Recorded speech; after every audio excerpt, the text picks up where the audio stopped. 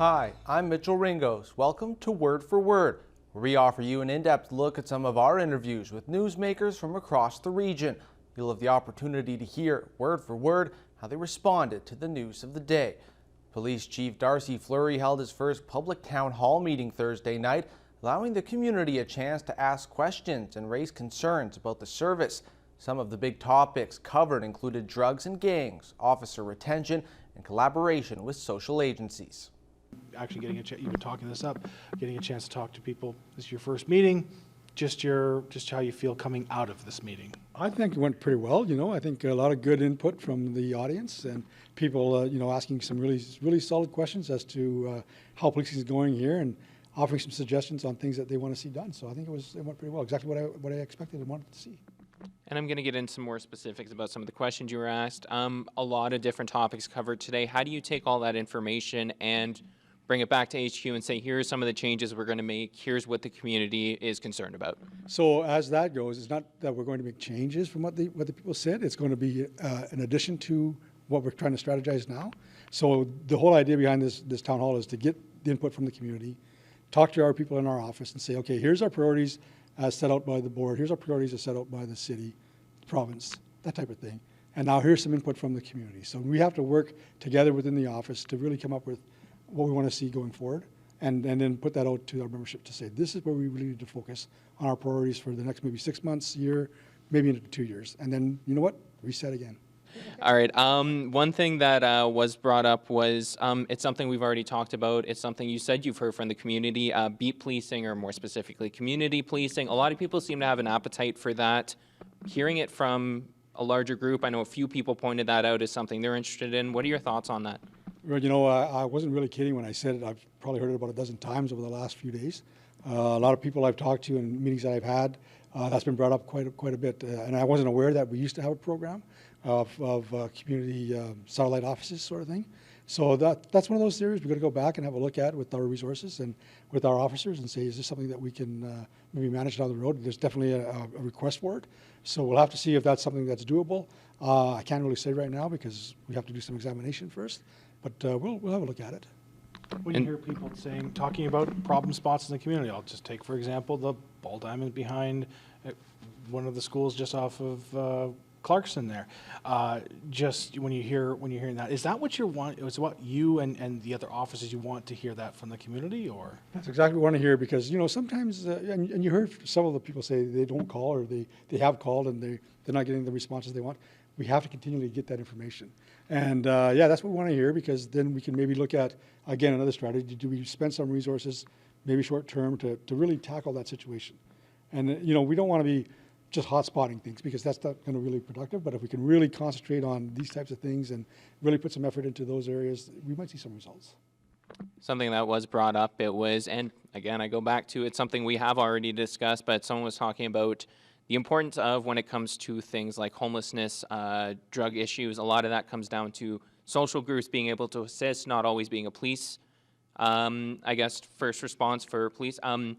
You said something along the lines of it's not about defunding the police, it's about funding these organizations. Can you speak more to that and what along the lines your answer was? That's 100% what I believe is that, following this for a long time now with the defund the police movement, that's not the answer. It really is not the answer. The police need to be funded. We have really significant enforcement issues that we have to address here. The police have to be able to do that. But also in that same vein, and we're talking about programming that's going to get people out of their lifestyle, those agencies need to be funded too. And when the young lady asked that question, I was like, it has to be. There's just no other way around it. If we want to work together, we have to be sure that we're giving the tools to all those agencies to make sure that they have the capacity to do the things they need to do to help us get these people out of this lifestyle. And my final question, it's my last one, I'll wrap it up. A few people talked about having to call police multiple times throughout, I guess, even the last couple of years. There was some frustration amongst community members that were saying we call this many times, but we don't see the police presence that we like in a specific area. What can you say to those concerns? Those are the type of things, again, we wanted to hear, and we'll have a conversation in our office. Is the reason why we haven't been able to attend to those types of calls, with the other priorities on the go? Is it something that maybe we overlooked? That type of thing. And really come down to, are there solutions? Again, the resources, we have to spend the resources on those more priority areas. Sometimes a call just doesn't get answered because it maybe fits in a lower priority. So we have to continue to triage those calls as they come in. And part of that is the communication back to the people that are making those calls. We need to always consistently be calling back and saying, sorry, we couldn't make it at this time because of such and such, and have a response there. So those are the types of things that we need to work on in the office. You had mentioned, talking with other levels of government, MPPs, that sort of thing there. What level, though, do you have to go from, working with local officials and local elements to actually having to be at the forefront and advocating at higher levels saying, we need this, otherwise we can't address X issue, Y issue, Z issue? I think that's a really good question. I don't know if I'm there yet as far as how I'm going to approach that or give an answer to this, because I think that has to be very well thought out as far as the approach to this, and also just developing a relationship with the people that we need to do right now. I haven't really we've started the conversation, but we haven't really developed that relationship. So I think maybe in a few months or maybe longer than that, I'll have a better answer as to what I really need to do to get out front with these people. The Neighbors on the Line group opposing Hydro One's proposed Waasigan transmission line are concerned about the project's draft environmental assessment. The group is claiming there was no meaningful consultation with the impacted community and are calling for the review process to stop until their concerns are addressed.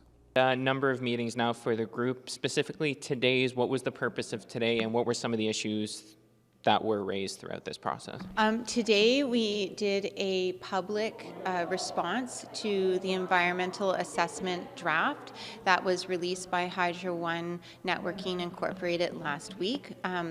We, upon review, felt it was very, very important to get our objections and concerns about the deficiency of the draft EA into the public domain immediately. The reason being is because we don't feel that our concerns or the lack of proper due process or the lack of meaningful consultation has been written down and put into the public forum by Hydro One in a way that can be reviewed in a legitimate manner. Okay, let's bring it over to consultation like you were talking, because something like this, members here kind of felt like there would have been more of a discussion with Hydro One. What did the consultation process look like with the community regarding the environmental assessment? Well, you can see actually from the draft EA that we were not involved in the 2019 workshops. Nobody reached out to any of the impacted landowners.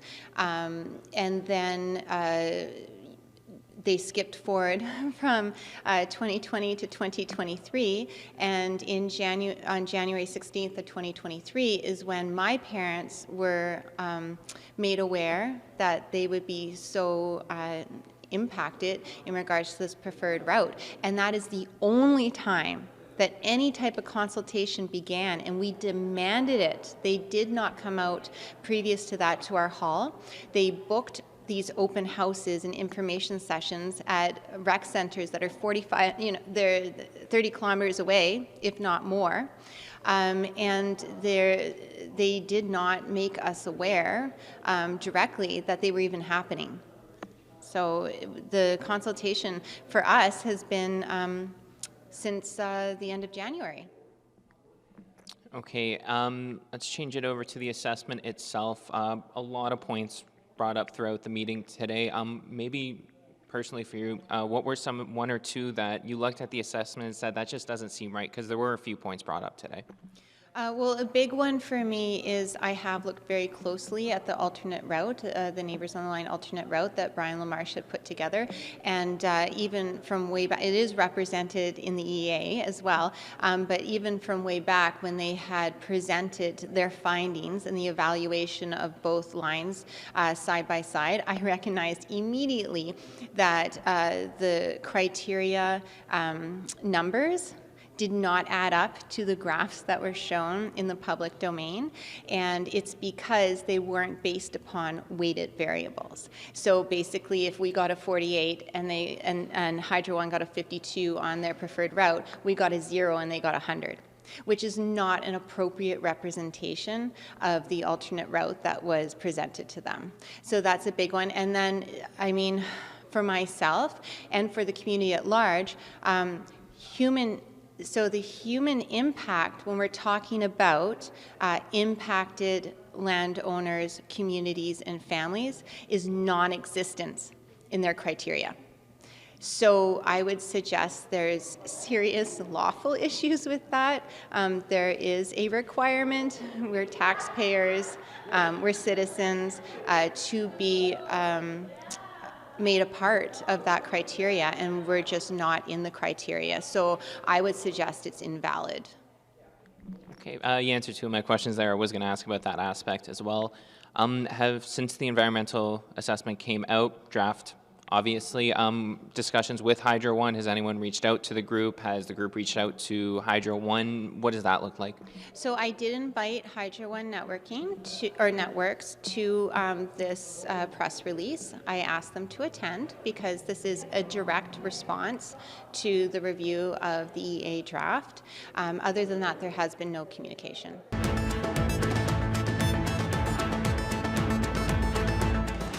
The city closed a portion of Court Street Tuesday to finish off leftover work and to start the North Core Streetscape construction project, which city project engineer Brian Newman was hoping would be completed by the end of the week so they could open up that section of Court Street. Can you just, I guess, talk a little bit about what you guys are doing here at Court Street? So what we're doing here is, if you look further south, from Wilson to Lincoln, we're just finishing off leftover work from last year with one contract, with McKeegan Contracting. So they're basically fixing up some sidewalk slabs that had some winter spalling and repairing some of the treacherous holes that happened throughout the winter, repairing those base lift holes, and they're going to get prepared for top lift, which happens sometime later this week. And do you have, I guess, a timeline for how long this street will be closed? Well, what I just mentioned from Wilson to Lincoln, that's last year's work, so we'll be finished up with that. We're hoping by the end of the week, so we can reopen that stage. There's some other plantings and things to go in the planters that we pre-established last year, sometime later this summer, so that's a minor inconvenience, but it'll get put in soon. From Lincoln further down to Red River Road, and actually beyond River Road to Cook Street, that'll be under construction for the whole season, from pretty much now until October 30th, 31st kind of time. It'll be intermittent shutdowns of the road. We're going to shut down up into Park for now, keeping traffic flowing through Park. It's one way, that's the only issue there. So probably within a couple weeks we'll shut down this intersection as well.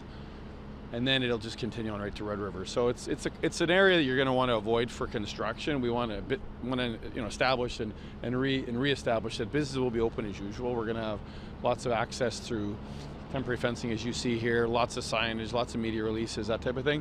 So we want people to understand that the businesses are open and as for business as usual. It'll be a safe site to walk in and around, and the contractor is, well versed in what they're doing here. So you guys are just, I guess, working in parts, I guess? Yeah, they'll start. Nadine Contracting will start with the underground here at Lincoln Street, starting probably Monday. This week's just set up, getting the site ready for construction. And so they'll deal with the underground up into Park. The Park Street intersection has a lot of underground work, plus it's getting a concrete mud slab and decorative pavers. So this intersection will require a lot of time and effort. Pushing through, they'll work through to Red River. They'll most likely finish everything within Red River southbound, and then they'll jump the intersection and head up to Cook Street and finish up to Waverly to the west.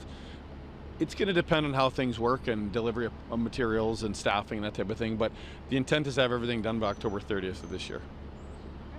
I guess that's all I really have to ask you about that. Is there anything else you want to add? Well, just that Red River Road will continue potentially later this summer. Most likely it's a 2024 project. This is a 2-year project with Nadine. It's a major downtown revitalization. There's lots of work that obviously has to happen. There's lots of plantings after the fact. There's granite planters going in. There's obviously decorative pavers within the road and within the sidewalks as well. So all in all, it's a big 2-year project. So just want to let the general public and the cities of the folks of Thunder Bay to understand it's going to be a busy site, just so they're aware. So just be careful if you want to do come down this area to try to avoid. Well, there's going to be a lot of parking. There's lots of parking as it is now. We're hopefully going to have some free parking in different areas as well. Goods and Companies open is for business as usual. All the business on Court Street, north of where we're standing and south. So as you can see with this temporary fencing, it's a safe site and it's a walkable site. So there will be times when it won't be, but for the most part it will be. So that's our best bet for now, and hopefully that's how it works out. Red Road, as I said, will be primarily a 2024 project. Okay. And can we just move on to High Street? Can you talk a little bit about what you guys are doing there? So High Street's the same situation as what we see on South Court. It's just repairing some small sinkholes that had happened in the base lift in the block between Queen and Oliver. There's some concrete repairs we did as well, some additional concrete sidewalk that wasn't completed last year, and the same thing, top lift paving. The intent there is to finish up base lift and top lift this week. The biggest thing there is getting our bike lanes painted, so hopefully they get painted later this week or early next week, and then High Street from South Oliver will be open as well. And did you guys, I guess, experience any delays while you've been working on this continuously? Well, it's the start of the season, so far so good. It's early on. There will be delays as we all experience the construction. High Street was a late project last year, so the contractor hustled to get where they did get to. The few things that did go wrong, they're cleaned up now. Hopefully, the painting gets done, like we said, in a timely fashion, so we can get the bike safely running down High Street and the general public using it as well. And I was going to say, do you have an estimate, I guess, on when that will be finished? Well, like I said, High Street, worst case, sometime mid next week, I'm guessing. Weather it's always weather dependent, but the weather looks good this week for paving. It's just to get the paint lines down. We like to keep the paint lines down right after paving, prior to any major traffic on it that creates dust and dirt, so the paint can adhere properly. Friends and family gathered at the Thunder Bay Community Auditorium for the first of 3 convocation ceremonies being held to honor Lakehead University's 58th graduating class. Here's 2 of the graduating students' reactions. Congratulations. Thank you very much. Thank you very much. Yeah. It wasn't easy. I mean, it was easy. What am I saying? It was very easy. I could have done it in my sleep, but we thank God we're here. We thank God. We have to make sure we thank God. He's the one that brought us here. Yeah. But aside from that, yeah, it was lovely. It was lovely. Sounds like you're a better student than I am, because I'm an undergrad actually currently. Yeah? I work full time, but I'm an undergrad. Yeah, and if you found this easy, congratulations. I'm genuinely You impressed. just have to put your mind to it, though. Right. It's actually easy. Study, focus, and you get there. That's the problem. Focus. I That's mean, my problem. It is hard, Yeah. but everyone, you can't get there. You can't get there. You can't get there. That's all I'm gonna say. Is you can't get there. I'm happy. I'm glad. I'm glad for all my guys, all my girls. And that's your undergrad then? Yeah, I just undergrad. Right on. Congratulations. Are you planning on doing a master's at any point? That's a good question. Yeah. I mean, I might, depending on how the situation goes. I don't want to relax for now. I want to take my time. I just graduated. I want to enjoy myself. But eventually, I plan to come back. I'll probably get another degree or go on to masters. Right Yeah. on. Well-deserved break, right? And I'm really happy today. I'm really excited. So I'm away from my home. I'm from Bangladesh, and my husband is here with me. But I'm really missing my family. They're so excited for me, and I am excited for myself. And I think my future path from here will be really nice. And I'm really excited to explore my future career. And hashtag Lakehead, Lakehead graduate 2023. Yay! I'm excited for you. Congratulations. Yeah, thank you so much. Thank you so much. Thank you so much for the opportunity. Yeah. Yeah, no problem. I'm a student here too, and honestly, a master's degree, that's big. It's a big day. So. It's a lot of hard work. I must say it's lots of hard work and support from my professors, my family, and everyone around me. And it was lots of crying, lots of going through a lots of hardship. But at the end of the day, the result is really nice, and I'm really happy for myself and for everyone. And I'm looking forward to my career, but doing something great for this country and for everyone. Yeah. Thanks for joining us for today's edition of Word for Word. We'll be back next week with more interviews from across the Northwest.